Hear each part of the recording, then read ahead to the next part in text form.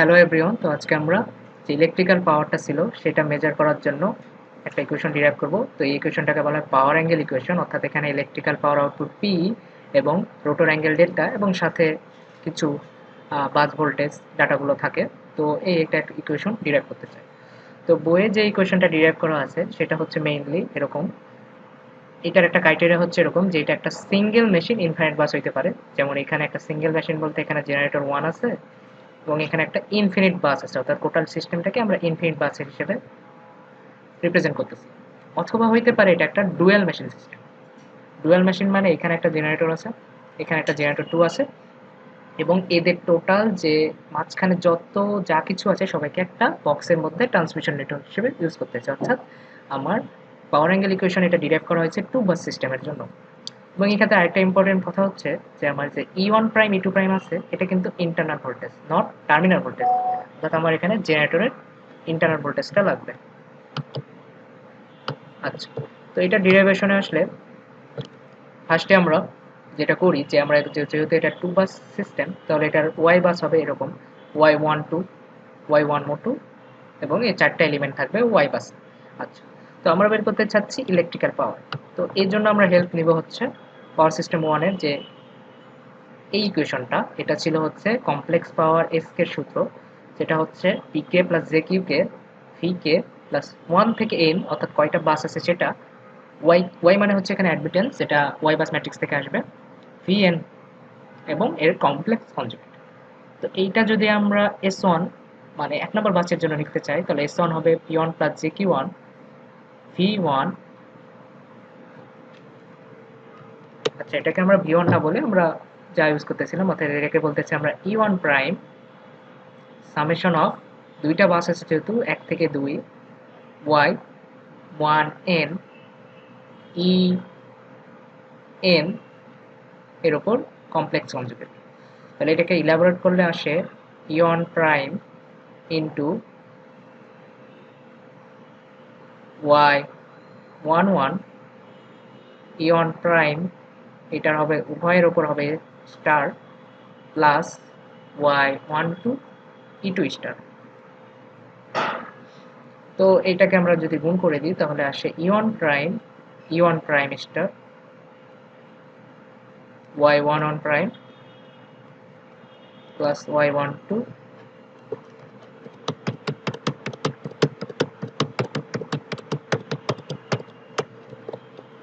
আচ্ছা, এটা যদি আমরা ভেতরে গুণ করে দিই তাহলে এখানে দেখেন, এখানে এই টার্মের y1 প্রাইম আর y1 প্রাইম সেম জিনিসের কনজুগেট, তাহলে সেম জিনিসের কনজুগেট থাকলে জিনিসটা হয়ে যায় আসলে মডুলাস স্কয়ার।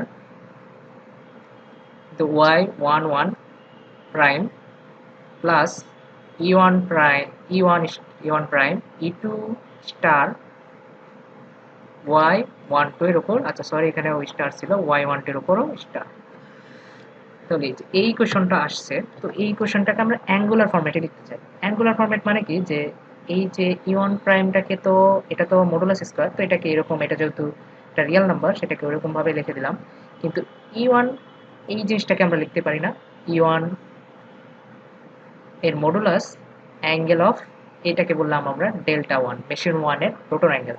সিমিলার ই2 প্রাইমকে আমরা লিখতে পারি, এটা যেহেতু ই2 প্রাইমের মডুলাস অ্যাঙ্গেল অফ কি হবে মাইনাস ডেল্টা। সিমিলারলি y12 প্রাইমকে লিখতে পারি y12 এর ভ্যালু এবং অ্যাঙ্গেল অফ মাইনাস, তার অ্যাঙ্গেল হচ্ছে মাইনাস থিটা 1। তো এই জিনিসটা কি, এই জিনিসটা হচ্ছে p1 প্লাস জে q1। তো আমার কিন্তু লাগবে ইলেকট্রিক্যাল পাওয়ার, সেটা কিন্তু অবশ্যই রিয়েল পাওয়ার, অর্থাৎ আমার সুইং ইকুয়েশনে যেটা ছিল সেটা কিন্তু রিয়েল পাওয়ার। তাহলে আমরা সেটাকে আমরা বলতেছি p1, অর্থাৎ এটা হচ্ছে real part of this equation. So এইটার যদি রিয়েল পার্ট আমরা নেই, তাহলে রিয়েল পার্ট নিলে আমার যেটা আসে সেটা হচ্ছে এখানে দেখেন ই1 প্রাইম y11 প্রাইম। তো y11 সমান কিন্তু আমরা জানি সেটা হচ্ছে g11 প্লাস জে b11। তো এখান থেকে আমরা ই1 প্রাইম যেটা তো রিয়েল নাম্বার সেটা তো রিয়েলই থাকবে, আর y1 প্রাইমের রিয়েল নাম্বার হচ্ছে j11 প্লাস এইটুকু পার্টের যদি রিয়েল নাম্বার নিই, তো এইটুকু পার্টের রিয়েল নাম্বার আমার মডুলাসগুলো সব গুণ হয়ে যাবে এবং যে অ্যাঙ্গেলটা আছে সে অ্যাঙ্গেলের কি আসবে কোসাইন, অর্থাৎ cos of delta 1 minus delta 2 minus theta 1। তো এইটা হচ্ছে আমার মেইন যে power angle equation of generator 1। তো এই জেনারেটর 1 কে আমরা কিছু অ্যাজাম্পশন ধরে আমরা এটাকে আরো ছোট করতে পারি। সো কি অ্যাজাম্পশন? সো এই ইকুয়েশনকে আরেকটু সিম্পলিয়ার ফর্মে নিয়ে যেতে পারি যে আমার নরমালি পাওয়ার সিস্টেমের যে ট্রান্সমিশন লাইন হয় তার যে অ্যাডমিটেন্স y12 আমরা যেটা হিসাব করতেছি, এই y12 যে রিয়াল পার্ট g11 এটা আসে রেজিস্টিভ কম্পোনেন্ট থেকে। তো আমরা নরমালি পাওয়ার সিস্টেমের রেজিস্টিভ কম্পোনেন্ট নেগলিজিবল অ্যামাউন্টে থাকে, তো সেটাকে আমরা ধরতে পারি যে এইটা হচ্ছে g11 হচ্ছে 0 এর কাছাকাছি। তো g11 0 হলে এই টার্মটা আমার নাই হয়ে যাচ্ছে। আর এখানে ডেল্টা 1 মাইনাস ডেল্টা 2 কে ডেল্টা অর্থাৎ একটা relative measurement of two machine দিয়ে রিপ্রেজেন্ট করতে পারি। তাহলে আমার এই ইকুয়েশনটা আছে যেটা সেটা ছোট হয়ে গেল PE1 is equal to প্রথম টার্মটা নাই হয়ে গেল, যে প্রথম টার্মটাকে আসলে বলা হয় হচ্ছে পিসি, অ্যাকচুয়ালি বলা হয় এটাকে পিসি কনস্ট্যান্ট পাওয়ার। এই কনস্ট্যান্ট পাওয়ার টার্মটা নাই হয়ে গেল এবং এখানে আসলো E1 prime E2 prime Y12 cosine of delta 1 minus delta হিসেবে লিখতে পারি। তো এখানে আরেকটা অ্যাজাম্পশন আমরা ধরতে পারি, সেটা হচ্ছে এই ডেল্টা 12 কে আমরা রিপ্লেস করে দিব 90 মাইনাস গামা দ্বারা। 90 মাইনাস গামা এর অর্থ হচ্ছে যে আমার নরমালি ট্রান্সমিশন লাইনে আমরা ধরে নিই সাধারণত রিঅ্যাকটেন্স গুলো মানে অ্যাডমিটেন্স গুলো সাধারণত ইন্ডাকটিভ থাকে। তো সেই জন্য 90 ডিগ্রির সাথে তুলনা করে থেটা 12 কে আমরা ওমেগা দ্বারা এখানে গামা দ্বারা রিপ্লেস করি। সো এখানে আমরা PE1 কে বলতে পারি, তখন এই ইকুয়েশনটাই ছোট হয়ে যায় এরকম ভাবে PE1 E1 prime E2 prime Y12 এই জিনিসটাই হয়ে যায় তখন সাইন, এইটা হয়ে যায় তখন ডেল্টা মাইনাস গামা। এবং এইটাই হচ্ছে আমার মেইন যে পাওয়ার অ্যাঙ্গেল ইকুয়েশন সেটা। সো এই পাওয়ার অ্যাঙ্গেল ইকুয়েশন থেকে আমরা কি দেখতে পাচ্ছি? পাওয়ার অ্যাঙ্গেল ইকুয়েশন দেখতে পাচ্ছি আমার টু বাস যদি সিস্টেম থাকে, আমার প্রথম যে জেনারেটর আসে সেই জেনারেটর ইন্টারনাল ভোল্টেজ লাগবে, দ্বিতীয় জেনারেটর ইন্টারনাল ভোল্টেজ লাগবে এবং মাঝখানের যে টু বাস সিস্টেম আছে, এই যে মাঝখানে যে টু বাস সিস্টেম, এই টু বাস সিস্টেমের আমার একটা অ্যাডমিটেন্স লাগবে, তবে সেটা লাগবে y12। এবং এই গামাটা কি? এই গামা হচ্ছে আমার অ্যাঙ্গেল আসছে থেটা 1 থেকে, অর্থাৎ y12 থেকে কিন্তু এই গামা অ্যাঙ্গেলটা আসবে। সো আমরা যদি চিন্তা করি যে এটা যদি আমরা ধরে নেই যে ধরি পিওরলি ইন্ডাকটিভ যদি ধরে নেই, পিওরলি ইন্ডাকটিভ নেটওয়ার্ক যদি ধরি, তাহলে আমরা দেখতে পাই যে থেটা 12 আসলে হয় 90 ডিগ্রি। যেহেতু পিওরলি ইন্ডাকটিভের ক্ষেত্রে আমার শুধু যে কম্পোনেন্ট থাকবে, যেমন 2J 5J এরকম কম্পোনেন্ট থাকবে, ফলে সেটা হবে 90 ডিগ্রি, ফলে আমার গামা পাওয়া যাচ্ছে 0 ডিগ্রি।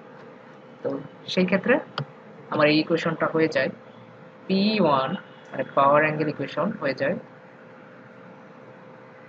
এই টোটাল টার্মটাকে আমরা লিখতেছি P max sin ডেল্টা। এইটা হচ্ছে সবচেয়ে সিম্পলিয়ার ফর্ম। সেইখানে আমরা P max মানে কি? P max মানে হচ্ছে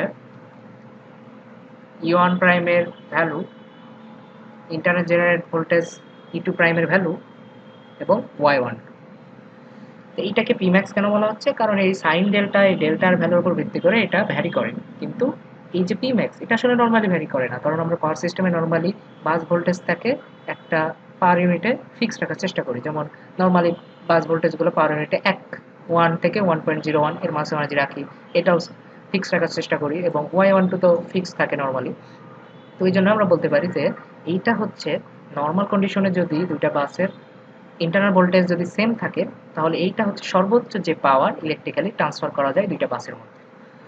তো এই যে পাওয়ার অ্যাঙ্গেল ইকুয়েশন আছে, এই পাওয়ার অ্যাঙ্গেল ইকুয়েশনটা কিন্তু অনলি ফর দুইটা bus system, two bus system যেখানে আসলে দুইটা মেশিন থাকবে এবং বাকিগুলোকে আমরা কনভার্ট করে একটা নেটওয়ার্ক ট্রান্সমিশন নেটওয়ার্ক করবো, অর্থাৎ যতগুলোই বাস থাকুক আমার অবশ্যই এটাকে দুইটা মেশিন থাকতে হবে, অথবা এটা সিঙ্গেল মেশিন ইনফাইনাইট বাস সিস্টেমও হতে পারে। তো এটা ছিল আমাদের পাওয়ার অ্যাঙ্গেল ইকুয়েশন।